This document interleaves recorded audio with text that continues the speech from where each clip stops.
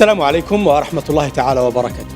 استقبل مساء اليوم الأحد وزير العمل والتشغيل والضمان الاجتماعي مراد زمالي ممثلي المنظمات النقابية التي تنشط في قطاع التربية، كما وجهت وزارة العمل دعوة لنقابة كنابيس للاجتماع يوم غد على الساعة 9 صباحا في محاولة من وزارة العمل فض حالة الانسداد التي وصلت إليها العلاقة بين نقابة كنابيس ووزارة التربية. في غضون ذلك من المرتقب أن يدخل التكتل النقابي في قطاع التربية في إضراب وطني شامل يومي 20 و21 فبراير الجاري للمطالبة باعتماد نظام تعويضي وإعادة النظر في شبكة الأجور. ليس قطاع التربية لوحده المعني بالإضراب، حيث تعتزم نقابات مستقلة أخرى ممثلة لقطاعات الصحة والتكوين المهني والبريد والمنضوية تحت لواء التكتل النقابي المستقل الدخول أيضا في الإضراب لمطالبة الحكومة بفتح باب الحوار مع ممثلي العمال لاحتواء الأزمة وتحسين القدرة الشرائية للعمال. قبل أن نبدأ في النقاش مشاهدي الأعزاء حول هذا الموضوع، أرحب بضيوفي هنا معي في الاستوديو الأستاذ مراد يطغان مدير العلاقات المهنية بالمفتشية العامة للعمل بوزارة العمل. أهلا بك سيدي. أهلا بكم وشكرا على الاستضافة. يسعدني أيضا أن أستضيف بالأستاذ بالعموري الغليظ رئيس الاتحادية الوطنية لقطاع التربية السنابيب. أهلا بك. شكرا. وأيضا يسعدني أن أستضيف الأستاذ بحاري علي أو عفوا جهيد حيرش المكلف بالإعلام على مستوى النقابة الوطنية لعمال التربية الأسنتية. أهلا بك. مرحبا، شكرا على الدعوة. قبل أن نبدأ في النقاش مشاهدي الأعزاء، أدعوكم لمتابعة هذا العرض على الشاشة العملاقة حول موجة الإضرابات والاحتجاجات التي تعرفها الجبهة الاجتماعية في الجزائر مع الزميل ناصر كسحراوي. أهلا بك ناصر. أهلا بك زميلي عيسى وبضيوفك الكرام. الحديث عن مجموعة الإضرابات التي مرت خلال سنة 2017 وبداية سنة 2018 يأخذنا الحديث بالتدقيق نوعا ما عن هذه الحركات الاحتجاجية وفي القطاعات المختلفة، خاصة أن الإضرابات زادت وتيرتها خلال جانفي 2018. البداية تكون بالرقم الأخير الذي قدمته وزارة العمل، حيث تحدثت عن 202 نقابة مسجلة لدى وزارة التكوين وزارة العمل، منها 36 نقابة لأصحاب العمل و66 نقابة للعمال الأجراء.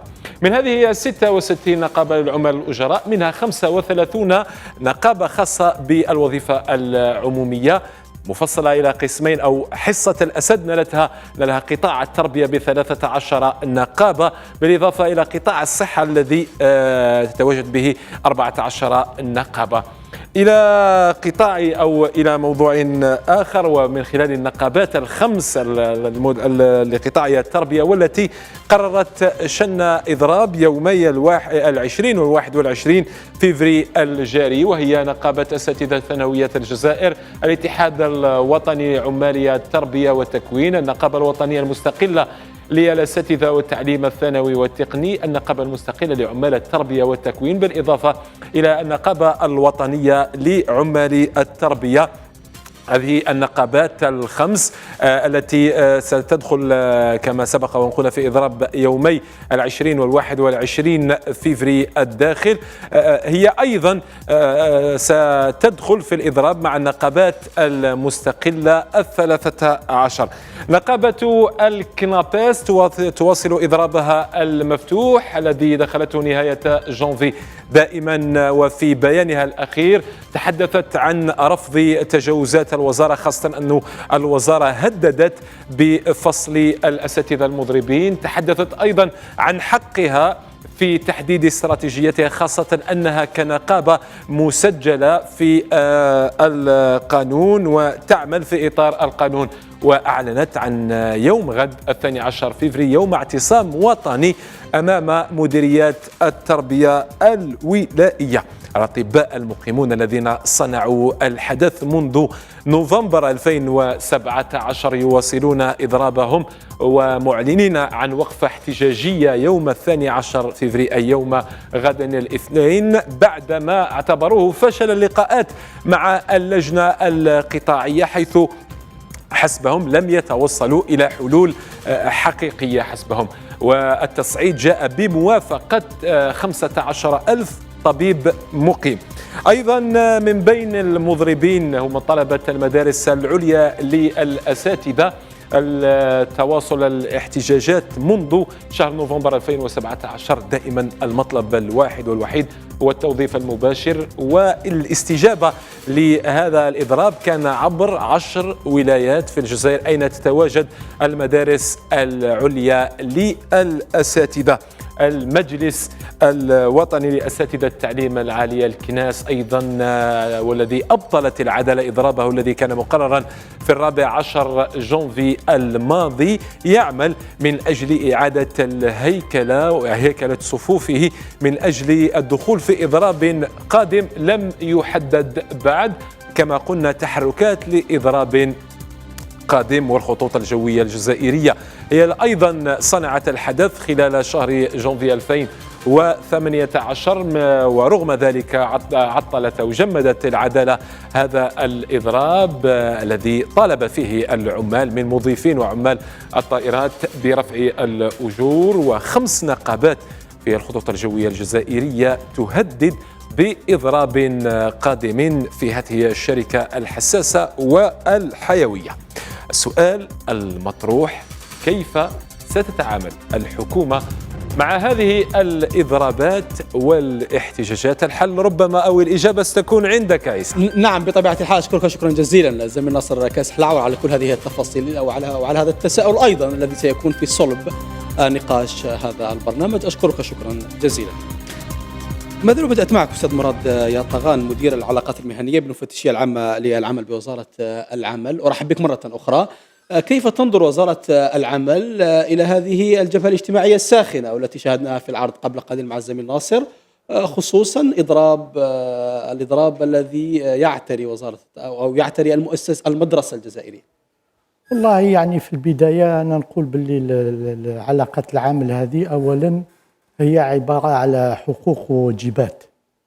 فيه حقوق، فيه واجبات، فيه حقوق للعمال، فيه واجبات كذلك للعمال، وفيه حقوق كذلك للهيئات المستخدمة. إذن الحق النقابي هذا يجي من بين حقوق العمال، والشيء اللي نجمو نقولوه هو أنه الجزائر أولا صدقت على الاتفاقيات الدولية فيما يخص حق ممارسة الحق النقابي، وكذلك فيه قانون يعني ليضبط الممارسة النقابية، وفيه كذلك قانون ليضبط حق الإضراب. كل هذا الشيء هذا لازم يجي بالتوازن، لأن بالخصوص في القطاعين هذه اللي ذكرناها، قطاع الصحة وقطاع التربية الوطنية، وراء يعني العمال فيه يعني شريحة كبيرة من المجتمع، سواء يعني من حقوق المرضى وكذلك حقوق الأطفال الذين هم يعني يوميا يضيعوا في الدراسة تاعهم. إذن نقول في حقوق وواجبات. الواجبات، ما هم الواجبات تاع النقابة؟ هي أولا عندما نذهب إلى الإضراب فيه قانون اللي يضبط يعني اللجوء إلى الإضراب. فيه une loi qui encadre l'exercice du droit de grève. فيه إجراءات، فيه يعني فيه أولا مراحل للتشاور للحوار، وحتى إذا كان مشينا للإضراب وماهوش حتما نروح الإضراب، القانون يتكلم مثلا على لا ميدياسيون، على الاربيتراج، يعني كاين أمور اللي قد يعني ما كان له نروح حتما للإضراب، ولكن إذا كان العمال يعني حبوا يمشوا لهذا يعني النوع من يعني الاحتجاج، ولا بد فيه يعني إجراءات. يعني وإذا كان احترمت الإجراءات هذه، العمال اللي راهم مضربين بممارسة الحق الإضراب ويعني خضعوا لكل الشروط، الإضراب تاعهم يكون شرعي والحقوق تاعهم تبقى مضمونة. ولكن في الحالات هذه اللي ذكرناها وشفنا بلي المحاكم يعني فصلت في الإضرابات هذه، والفصل كان يعني عن عدم شرعية الإضرابات هذه. والشيء اللي لازم يكون يعني هو أولا على ما أعتقد باش ما نزيدش نعقد الامور اكثر من راهي معقده حاليا، يعني الانسان يكون واعي ويكون يعني ياخذ بعين الاعتبار. نعم. يعني بالخصوص يعني قرار العداله اللي يصدر يعني باسم الشعب. وعلى ذلك يعني نظن باللي الناس هذه تعاود تولي على طاوله الحوار، نعم. تستأنف العمل مثلا وتبقى تبحث عن الحلول اللي يعني الحلول كاينه يعني ما. نعم أستاذ طغان، ربما أنت تكلمت عن الإضرابات التي يعني تعرفها الجبهة الاجتماعية بشكل عام. الآن سوف نتحدث بشكل أخص حول الإضرابات التي يعرفها قطاع التربية. أستاذ بالعموري الغريض رئيس الاتحادية الوطنية لقطاع التربية سنابيب، اليوم كان هناك لقاء مع وزير العمل. كيف تنظرون وكيف تنظر الاتحادية الوطنية لقطاع التربية إلى هذا اللقاء؟ بسم الله والحمد لله والصلاة والسلام على رسول الله.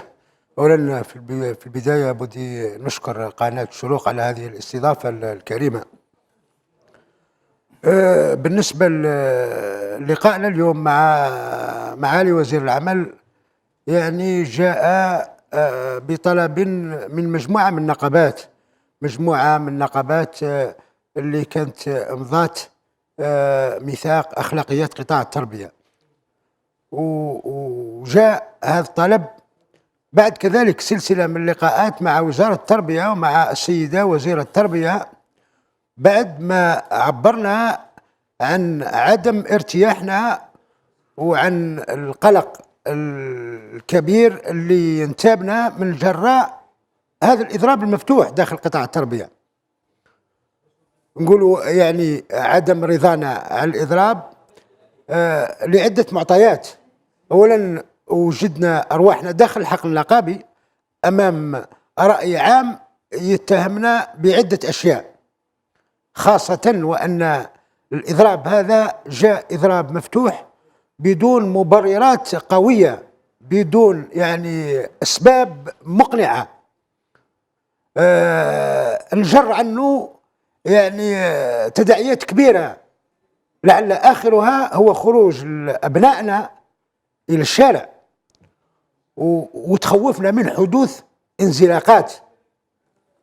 وتأكدنا كذلك كنقابات فاعلة يعني في الساحة الوطنية أن الانعكاس السلبي نتاعو بالدرجة الأولى ينعكس على العمل النقابي ككل.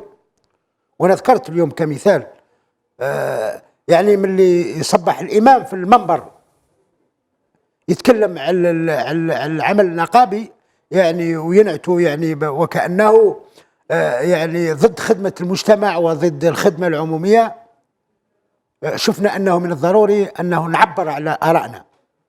وقبل هذا الشيء كنا في الحقيقة تواصلنا مع الإخوان، حاولنا كذلك نديروا نوع من الوساطة. شفنا يعني كل المعطيات، لقينا أنه من الضروري الآن أننا ننبه لخطورة التداعيات واللي رايحة بالدرجة الأولى تنعكس على الموظفين. أنا فهم كلامك أستاذ العموري أن ما يحدث الآن ربما سيؤثر على طبيعة العمل النقابي بشكل عام في الجزائر. لا، هو أثر على طبيعة العمل النقابي، لأن اليوم احنا عايشين مع مجتمع ونشوفوا ردود الفعل تاعهم ونشوفوا الانتقادات يعني اللي أصبحت لا تطاق. من جهة ثانية كذلك لو انعكست حتى على الموظفين. اليوم نعطيك أنا آخر عدد على مستوى ولاية البليدة 581 أستاذ تم عزلهم من قطاع التربية بقرار من وزارة التربية وبتأشيرة من المراقب المالي ومن الوظيف العمومي. والأخ أنا ممثل وزارة العمل، يعني قضية الحذف من الوظيفة العمومية له تداعيات كبرى. وكي نقولوا 581 معناها 581 عائلة. تمنينا احنا يكون نوع من الاستشراف، نوع من حتى في الدعوة تاعنا الإسلامية. ربي سبحانه عز وجل يقول ادعوا إلى سبيل ربك بالحكمة والموعظة الحسنة. المفروض الناس تدرس تداعيات مثل هذا العمل. احنا صراحة الآن فيه نقول فيه يعني فيه تخوف على العمل النقابي بصفة عامة. نعم. خاصة في قطاع التربية لا سيما، وأن بعض الأصوات أصبحت تطالب بمنع الإضراب داخل قطاع التربية. نعم أستاذ مراد يطغان، وزارة العمل اجتمعت اليوم ب يعني الكنابست، وكانت وستدعو أيضا إلى لقاء آخر يوم غد على الساعة 9 صباحا. برأيك ما مدى قدرة وزارة العمل على احتواء الوضع وعلى يعني حلحلة الأمور بين وزارة التربية الوطنية والنقابات؟ والله لا، هذا يعني من مهام قطاع العمل والتشغيل والضمان الاجتماعي. مهمة يعني الحوار هي من أهم يعني ما يسند إلى وزارتنا. وإذا كان دعينا يعني النقابة هذه إلى طاولة الحوار، احنا يعني قانعين بأن يعني الجلوس على طاولة الحوار ولا بد أن يأتي بحلول، لأن هذا الإشكال هذا مو الأول مو الأخير.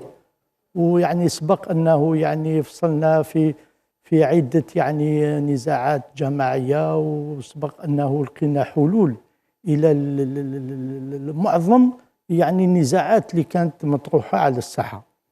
يعني واش نجم نقول، يعني هذا فيما يخص الإضراب هذايا موش يعني موش إضراب كلاسيكي وين يعني مجموعة تاع عمال يطالبوا بحقوق عند مستخدم سواء كان خاص أو عمومي في القطاع الاقتصادي، وين كاين أرباح وين كاين كذا، وين ممكن يعني العمال يطلبوا بالمزيد.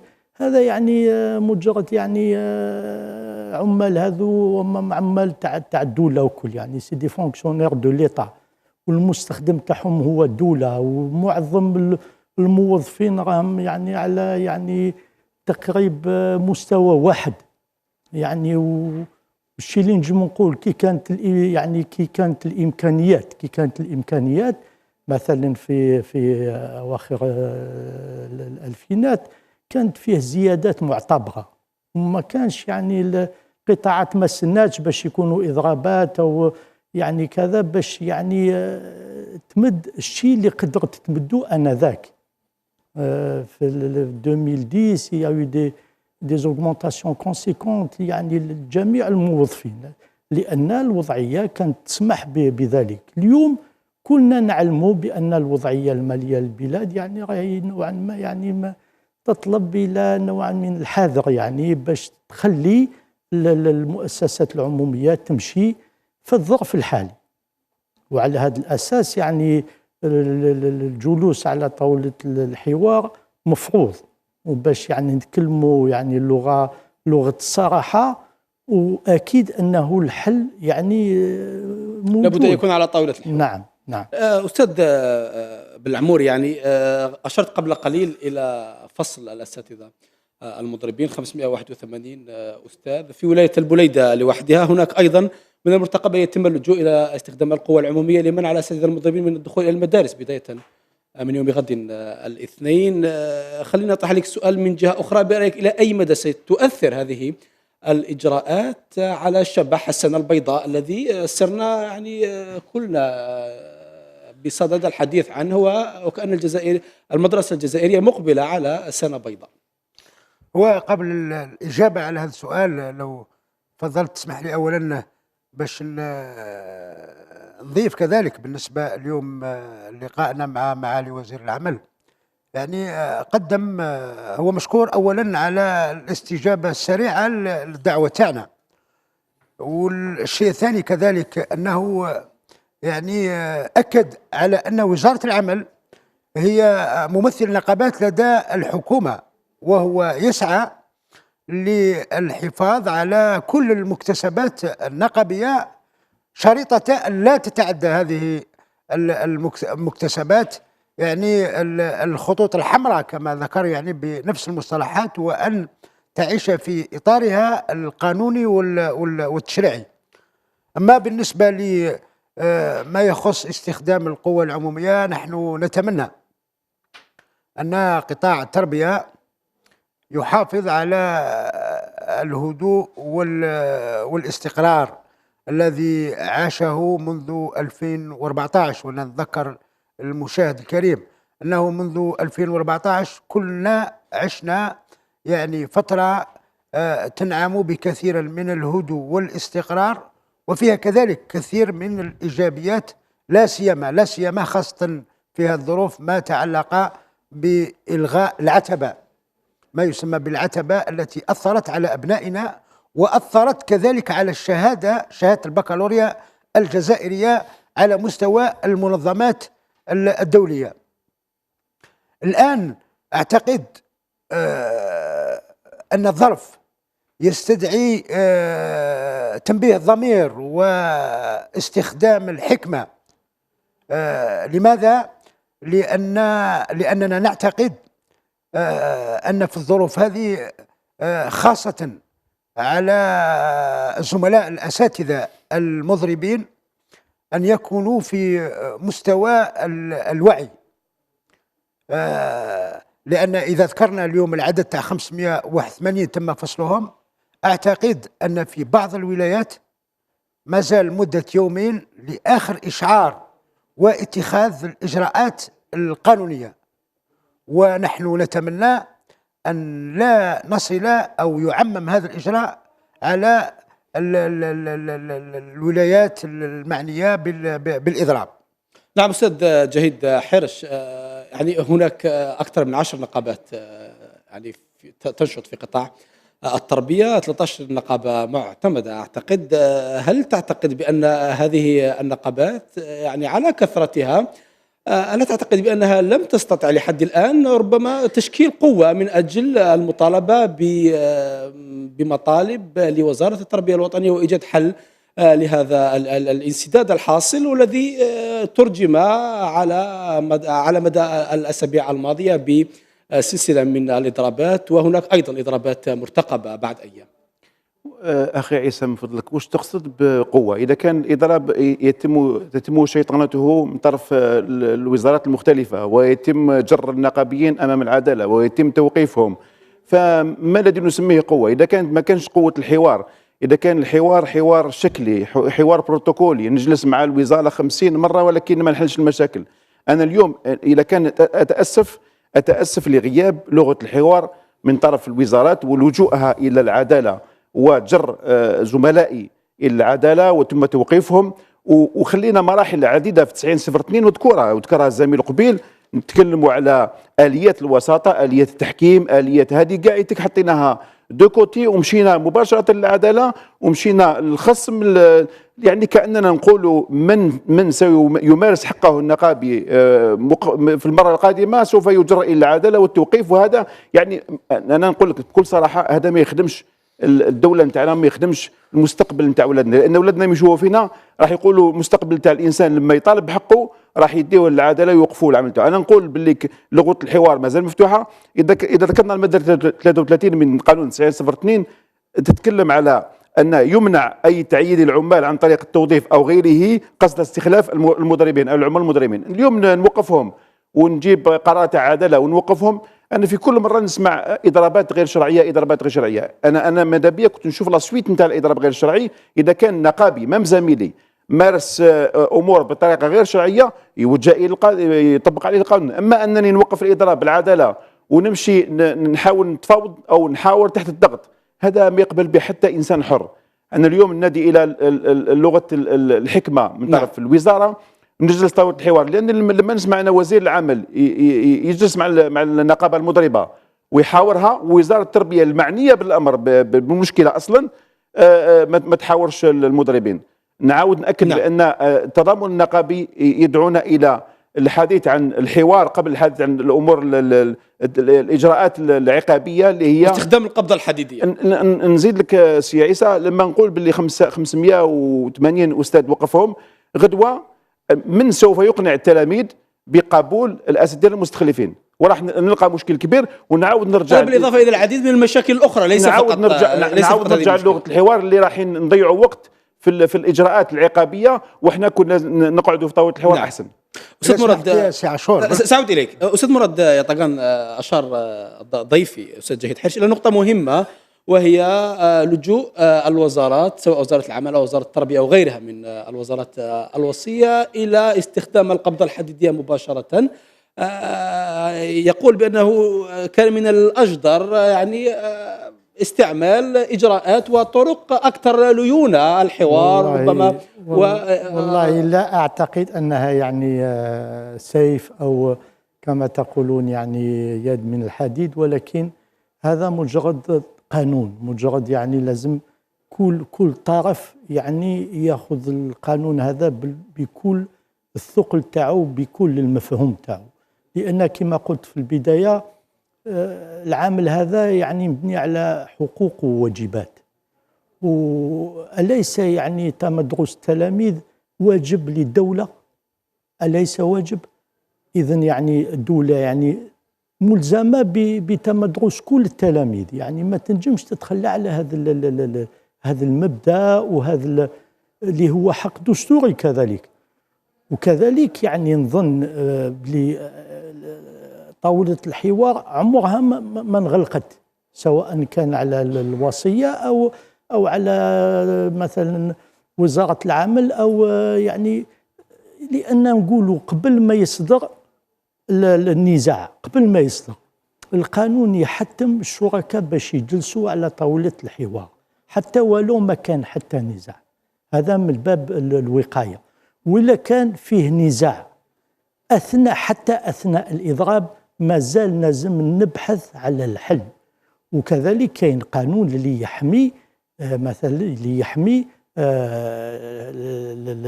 يعني الحقوق تاع المستخدم، وفي الحالة اللي رانا فيها حق المستخدم هو يعني حق يعني الخدمات العمومية، يعني le fonctionnement du service public qu'il soit يعني du côté de l'éducation nationale ولا de la santé publique.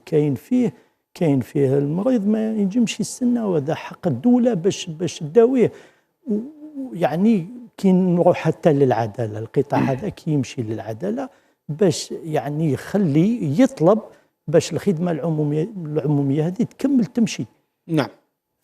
أستاذ بالعموري، كان عندك إضافة أو تعقيب أعتقد؟ شو أنا على ذكر الزميل للتضامن النقابي، أنا نقول أن بالنسبة للنقابة الوطنية لمستخدمي الإدارة العمومية كانت النقابة السباقة، وعلى لسان أمينها العام سيد بالقاسم فلفول أول من دعا إلى فتح أبواب الحوار وحل كل النزاعات عن طريق الحوار، وتكلم كذلك عن عدة أشياء خاصة ما تعلق بالقدرة الشرائية. ونحن ذكرنا خاصة وأننا موجودون في جميع قطاعات الوظيفة العمومي أنه من الضروري على الحكومة الجزائرية أن تراجع سياسة الأجور بما يتماشى والقدرة الشرائية ويتلائم والقدرة المالية للدولة الجزائرية، لأن مش ممكن نطلب المستحيل. الشيء اللي اليوم نتأسفوا له داخل قطاع التربية، والأخ معايا يساير يعني كل المحطات، احنا نقول بكل صراحة وبكل جرأة ونتحمل المسؤولية تاع كلامنا أن ما فيش قطاع داخل الوظيفة العمومي، خاصة بحكم وجودنا في القطاعات الأخرى، فاتح قنوات الحوار كما راها مفتوحة قنوات الحوار على مستوى وزارة التربية الوطنية. هذا واحد. اثنين، الآن نحن في عمل لمجموعة من اللجان، لا سيما ما تعلق بلجنة القانون الأساسي. لجنة القانون الأساسي اللي هي الآن في الاجتماع رقم 53، ويعتبر آخر اجتماع لوضع اللمسات الأخيرة للقانون الأساسي. نعم. واللي هو هذا القانون الأساسي يعالج ربما أكثر من 60% داخل قطاع التربية. نتفاجأ بوجود إضرابات وكأنها بطريقة غير مباشرة تعرقل عمل هذه اللجنة. كذلك بالنسبة إلى لجنة الخدمات الاجتماعية واللي هي لجنة حساسة داخل قطاع التربية.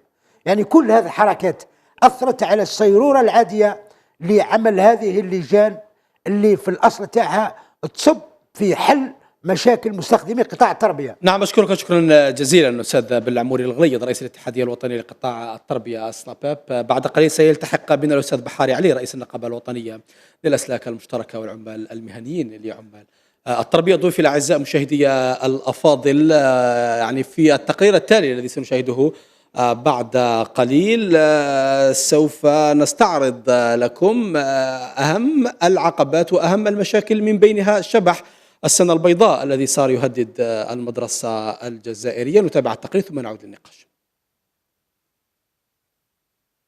على بعد أسبوع على الأقل ومن دون أن يحمل أي الطرفين الراية البيضاء، صار الخوف من السنة البيضاء في قطاع التربية يشتد ويضع مصير التلاميذ على المحك. السؤال المطروح إضراب مفتوح: يساوي شبح السنة البيضاء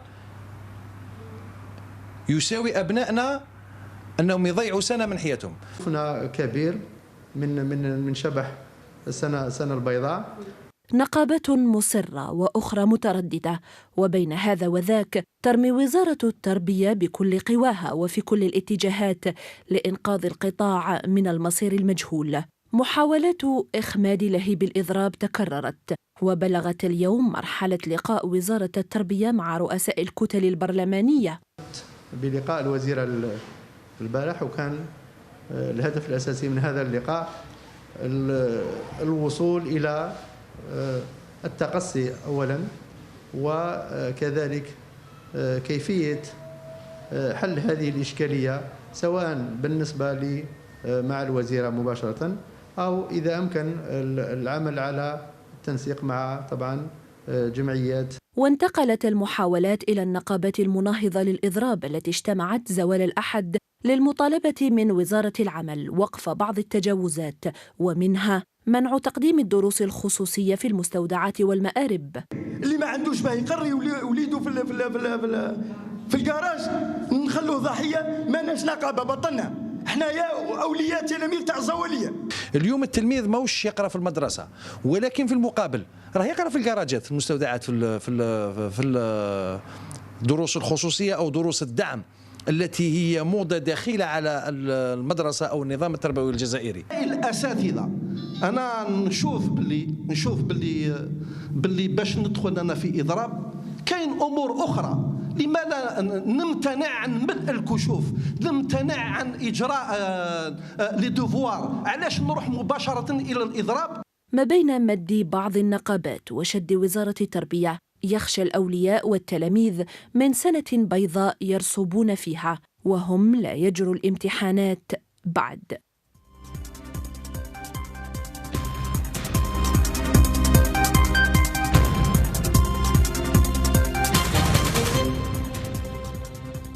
اهلا بكم من جديد مشاهدي الاعزاء. يلتحق بنا كما اشرت قبل قليل الاستاذ بحاري علي رئيس النقابه الوطنيه للاسلاك المشتركه والعمال المهنيين لعمال التربيه. اهلا بك. اهلا وسهلا. استاذ بحاري، شاركتم اليوم في اللقاء مع وزاره العمل، كيف تقيمون هذا اللقاء؟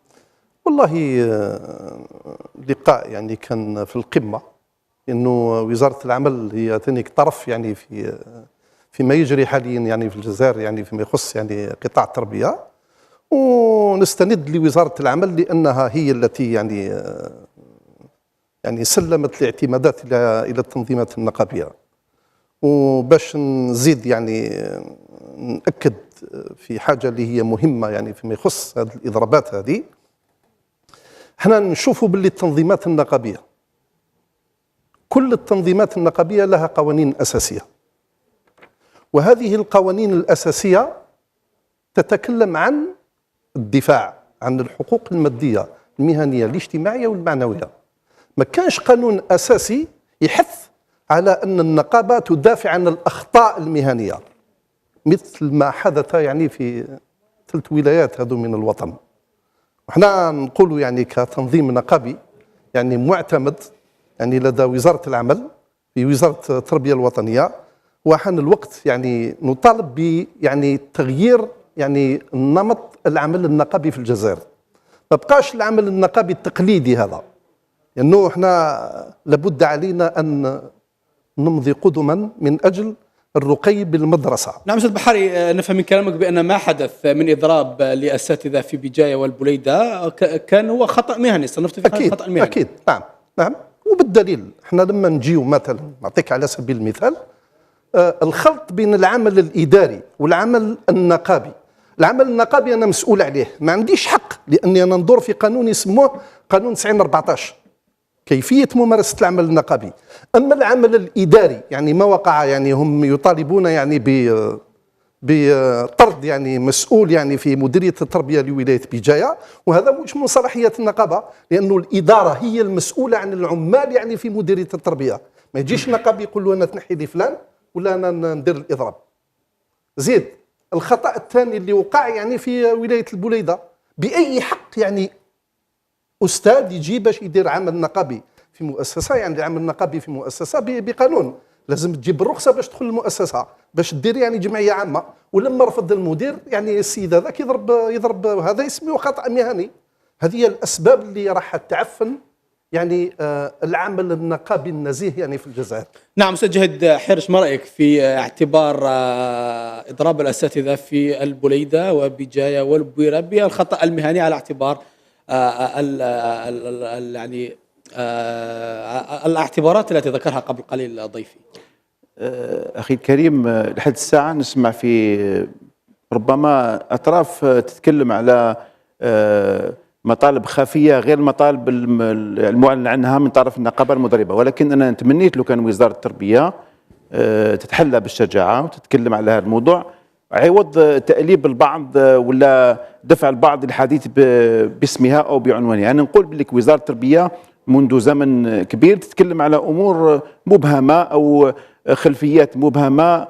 أنا ما الداعي لإخفاء هذا الأمر؟ اليوم الرأي العام بعد مضي يعني أشهر من الإضراب طالب باش يعرف الحقائق هذه، وما تبقاش يعني مجرد تأويلات أو معلومات يعني يتداولها الناس سواء في الإعلام أو في غير الإعلام. اليوم وزارة التربية مطالبة بكشف الحقائق هذه، مثل ما طالبنا فيما سبق. احنا كنقابة وطنية للتربية طالبنا بوزارة التربية تكشف نتائج تحقيق اللي أعقب تسريبات البكالوريا المشهورة. يعني هذاك الزخم الكبير نتاع التسريبات، ولكن مع الاخر التحقيق ما بين والو. اليوم نطالب وزاره التربيه بكشف الحقائق، ما تبقاش مجرد كلام هكذا. ولكن اليوم لما نتكلم على مطالب النقابه هذيك في الولايه هذيك، واش اللي خلى الامور تمشي حتى 3 شهور ومن بعد نتكلم على ان النقابه هذه عندها مطالب خارج المطالب المهنيه ومطالب كذا. ولكن نعاود نرجع ان احنا كمجتمع كلنا راح نمشيو من بعد للمطالبه بالحوار، يعني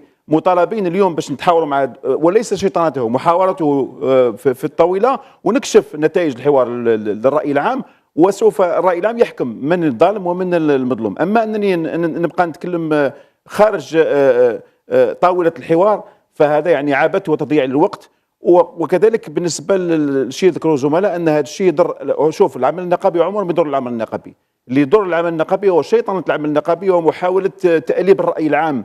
اكيد انا كولي تلميذ مانيش مرتاح لوضعيه التلميذ ما يقراش مده 3 شهور، ما نكذبش عليك مانيش مرتاح. ولكن باش نروح نعالج الاشكال من اساسه ونقول نجلس طلب الحوار، قال هذه المشاكل نقدر نحلها، هذه ما نقدرش، هذه مش من الاختصاص تاعك، ونرفع هذاك الحوار للنتائج الاجتماع الراي العام ونتكلم معه، عوض انني نقول باللي كما قال الاستاذ ان الخدمات تاع المجتمع تعطل من الصحه. الخدمه العموميه اكيد الخدمه العموميه تعطل، اكيد ما يقراش يتعطل، المواطن ما يداويش يتعطل اكيد. ولكن هذا التعطل هذا ماهوش يعني كنيه مبيته. الانسان حاب يعطل باش يعطل، يحب يعطل باش يلفت الانتباه الى وضعيه موجوده في الميدان. اليوم لا يخفى علينا احنا نمشيو كاع للسبيطارات عارفين بلي وضعيه السبيطارات نتاعنا ماهيش على يعني على ما يرام.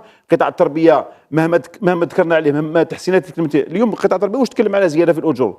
لما نتكلموا احنا كتكتل على الحفاظ على القدره الشرائيه ليس بزياده في الاجور، حتى لا يفهم بان التكتل النقابي يطالب بزياده في عز الازمه الماليه. لا، التكتل النقابي يقول نحافظ على ما تبقى من القدره الشرائيه. احنا لما خرجت الحكومه بالقانون الماليه 2018 كانت تقول بانه لن يمس القدره الشرائيه. اليوم نسمع قرارات، نسمع وزير الماليه يقول سوف نراجع اسعار البنزين، سوف نراجع الاستاذ مراد يطقان يقول بان الوضعيه الاقتصاديه التي تمر بها البلاد يعني تقتضي ربما غض النظر عن هذا المطلب. مطلب الحفاظ على القدره الشرائيه انني ما نزيدش التدهور نتاعها، نزيد له اكثر. اليوم نقرا في الوسائل الاعلام ان وزاره الماليه تلبيه لطلب صندوق النقد الدولي اللي يقول باللي يجب مراجعه او تخفيض الاجور، يجب رفع الدعم عن المواد الاساسيه. لما نلبي طلبات صندوق النقد الدولي ونقيس اللي له قدره شرائيه راهي في تدهور يعني رهيب، ونزيد نقيسها اكثر. واش نستنى ان الانسان كما يقولوا يلحق الموس العظم؟ خلاص الحق الموس العظم. الانسان لما يقول نحافظ على القدره الشرائيه مش بزياده بالاجور، بالكف الزيادات الاخرى في الاسعار، بالتحويلات الاجتماعيه اللي نتكلم عليها فيما سبق كتكتل نقابي.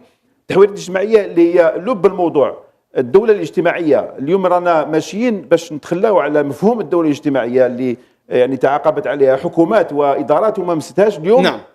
ماشيين نحو المس بالدوله الاجتماعيه اللي هي لب الموضوع. نعم أستاذ مراد يطغان، الجميع يعرف بأن الجزائر تمر بمرحلة اقتصادية حساسة وأزمة اقتصادية تقتضي تضافر جميع الجهود. ضيفي يشير أيضا إلى أن المطالبة بالحفاظ على القدرة الشرائية للعمال لا يعني بالضرورة رفع الأجور، وإنما عدم التراجع عن المكتسبات التي تم تحقيقها سابقا. والله يعني ما هي طاولة الحوار؟ طاولة الحوار هي أنه ننظر في كاع كل هذه العناصر بعقلانية. ولا نظرنا لكل الجوانب وكل جانب أعطينا له يعني الحق تاعو، والله هذاك هو وصلنا للحل. ونعود نأكد أنه النزاعات هذه اللي رانا نشوفوها على الساحة ماهوش نزاع كلاسيكي وين كاين مستخدم لربما تحصل على أرباح وكذا، ومن جهة أخرى يعني نصيبوا عمال يطالبوا بالحقوق تاعهم. هذا راه يعني مجرد يعني مجتمع كاين العمال هذو موظفين، والموظفين هذو كما قلت يعني في الرجل جينيرال راهم في نفس المستوى.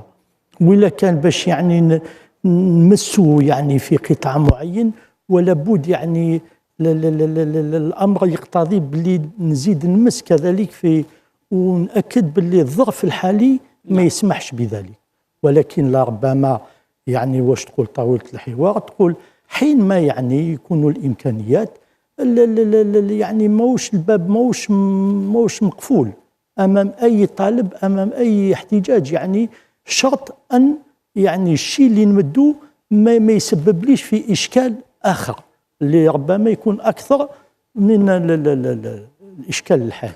نعم أستاذ بحاري علي، حتى نختم برأيك ما الذي يمكن أن يقوم به الأساتذة الذين يطالبون بمطالب مشروعة في نظرهم أو غير مشروعة في نظر وزارة التربية الوطنية من أجل لفت الانتباه والحصول على هذه المطالب؟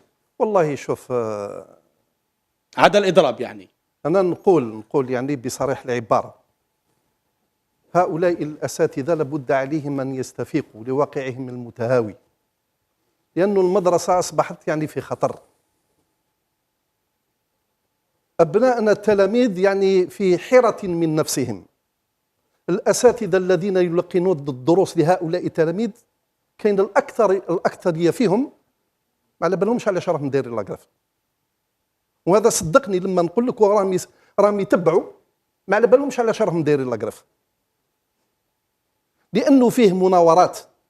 يعني في العمل النقابي لما كنا نتحدثوا ونقولوا باللي كاين 10 تنظيمات نقابية في قطاع التربية، كل تنظيم نقابي يبحث عن الموقع نتاعو، على الموقع الضائع،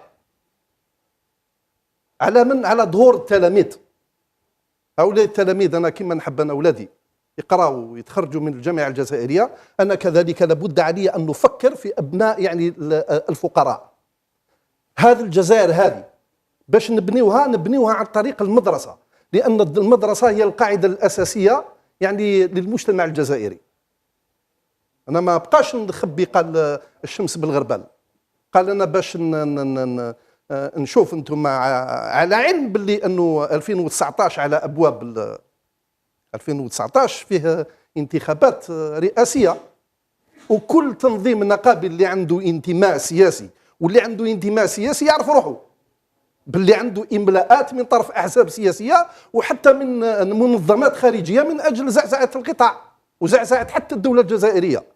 وكما صرحت يعني من قبل وقلت باللي حتى التصريح نتاع رئيس الجمهورية الفرنسية اللي قال بصريح العبارة أنه الربيع العربي ما زال يدور، وهذا المعنى هذه لمن هذا المعنى هذه باش يعني ضرب الجزائر بأي طريقة كانت.